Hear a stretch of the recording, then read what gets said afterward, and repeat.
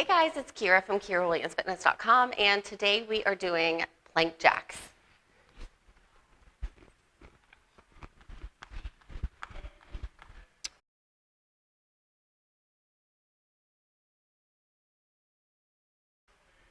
When we do this, we are going to be in our low plank, so our elbows are going to be directly under our shoulders. We're going to have our upper back engaged, so press the earth away with the elbows and the forearms, and the upper back is going to be pressing up towards the ceiling. We're going to squeeze our abs, glutes, and flex our quads. Just simply jump both feet out, nice and wide, and then back in. Out, in, out, in.